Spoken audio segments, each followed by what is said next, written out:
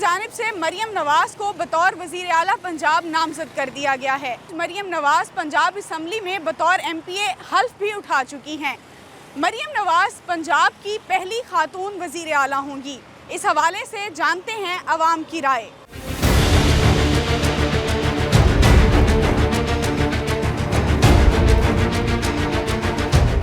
یہ مریم نواز جو ہے نا، یہ اس عہدے کے لیے سوٹیبل نہیں ہے، اور ان کے مد مقابل کوئی دوسری پارٹی سے، یا جیسا کہ اچھی پارٹیاں پاکستان تحریک انصاف ہے، ان کی پارٹی سے کوئی اچھے کینڈیڈیٹس ہیں جو کہ اچھی لیڈ سے جیتے بھی ہیں، ان کو اس عہدے کے لیے سلیکٹ کیا جائے۔ یہ تو ماروثی سیاست ہے، اور مریم نواز تو ہمیں بالکل بھی اس عہدے کے لیے سوٹیبل نہیں لگتی۔ شہباز شریف صاحب نے پہلے اچھے کام کیے پنجاب کے لیے، لاہور میں، ملتان میں جو اچھے کام کیے، ہم مریم نواز سے بھی یہی توقع رکھتے ہیں کہ انشاءاللہ یہ بھی اپنے چاچا کی طرح، اپنے ابو کی طرح اچھے کام کریں گی، پنجاب کی ترقی کریں گی، جس سے ان کی دوبارہ انشاءاللہ حکومت پھر ان کی بنے گی۔ میرے خیال میں یہ ایک اچھا فیصلہ ہے۔ حکمران جو بھی ہو نا، نیک ہو، جو عوام کا خیر خواہ ہو، اور جو ہے نا کچھ عوام کی طرف بھی دھیان رکھے کہ بھائی یہ کہاں سے کہاں جا رہی ہے مہنگائی، اس کے اوپر کنٹرول کرے۔ مریم نواز جو ہے نا کی